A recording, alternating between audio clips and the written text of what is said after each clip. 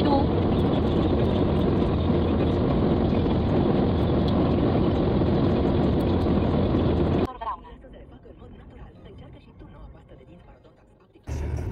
Wala naman sil. Namit? Hindi sa maalat. Ito luwang. Ba sa may kaong bilon? Nandito na kami sa my center, which is located yung Slanik Salt Mine, Prahova. Kapag nasa center ka talaga, mostly na makikita mo is yung mga apartment or mga buildings like this. Pero of course, there's a lot of opportunity kasi nga makakahanap ka talaga ng work unlike kapag nasa village ka. Ito yung masarap balik-balikan papunta doon sa may Slanik Salt Mine, yung napakagandang view ng pine tree. During winter or yarna, super ganda talaga ng pine tree na ito kasi nga natatabunan siya ng snow. Nandito na kami, pero maghahanap kami ng parking area na walang bayad. Ito talaga yung malupitang technique dito sa Romania kasi nga medyo pricey yung mga price dito ng parking area. Nandito na kami sa Slanik and we will go to the ticketing outlet para magbayad ng aming entrance. Yung aking friends is, saan pala siya? Is nandoon sa likod, of course. But before anything else, magbabayad muna ng ticket. Ari na kami sa sulidsang bus. May bus dili siya from the ticketing area. Tapos, dadalhin kami siguro doon sa may entrance. And of course, isa-isa kami ng upuan. Nandyan yung aking friendly. Hello. Nandyan siya. Pumasok na pala kami sa may underground and medyo malalim-lalim papunta doon sa may Slanik. That's why madilim and kunti lamang yung mga ilaw sa loob. Napansin ko lang yung para siyang movie na Eucalypse. Yung mga zombie ba. Parang ganito yung kanyang peg kasi nga kunti lang talaga yung kanyang ilaw sa may daanan. Grabe, dumaan kami dito sa may underground nila. Papunta sa my Slanik Salt Mine. And it's really beautiful. Kaso nga lang is lights. Kunti lang yung kanyang lights. Pero I think mahaba-haba yung itong underground. Of course, uses kuwang sila ng bus. And the ticket is 45 euros. Nandito na pala kami and medyo mahaba yung travel from outside going inside.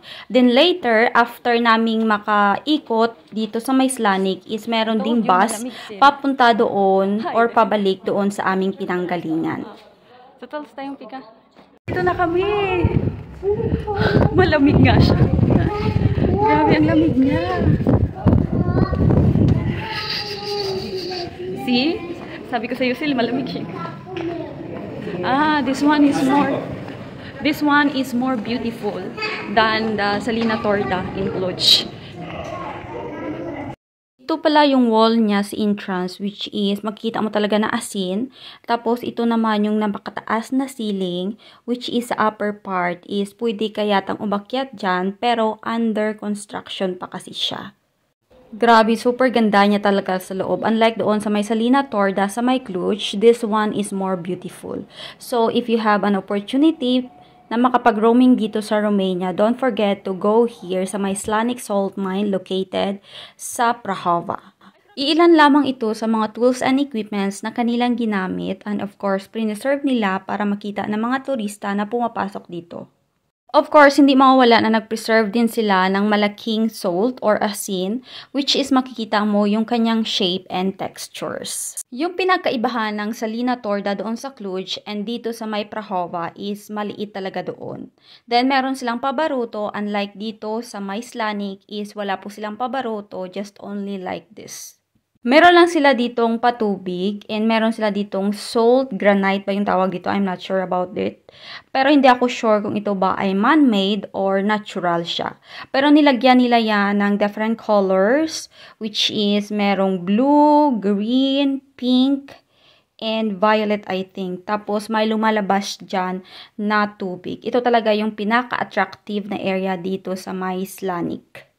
Don't worry kasi kapag nagutom ka dito is meron silang mga restaurant sa loob, then meron silang pa-cruise sa itaas pero hindi ka pwedeng umakyat dyan kasi under renovation siya. Then sa mga gilid-gilid is meron diyang upuan na pwede kang magstay. Then may nakaukit na puma. Oh, look at this. Sa dingding siya nakaukit. And another preserve na mga gamit sa paggawa nitong Slanic Salt Mine and even their clothes before. O, diba? Super ganda talaga niya sa loob kasi marami silang mga items or mga bagay-bagay na talagang preserve para makita ng mga turista na pumupunta dito. May makikita ka rin ditong mga monumento, which is inukit siya sa asin. Then, may palaruan din ng bata in case na meron nga kayong bata na dala. And meron silang mga pagganap dito, which is kapag pumasok ka, is feeling mo na sa outer space ka, but you need to pay. Pero hindi na kami pumasok dyan kasi nga mas maganda kapag may bit-bit ka na bata kasi talagang mag-i-enjoy ka doon sa loob. Then, they have also the area for the souvenirs or items that you want to buy sa punta mo dito. Meron silang mga different colors dyan ng asin, tapos mga figurine. Pero alam nyo ba, yung binili ko lang dyan is yung pang-ref lang talaga. Itong area is hindi ko talaga to nakakalimutan every time na mga pumapasok kami sa mga tourist destination. After naming ikutin is bumili na kami dito ng coffee. But before anything else, don't forget to bring your jacket kapag pumupunta ka dito sa loob kasi nga malamig siya. And yung hangin dito is maganda siya sa lungs. Thank you for watching.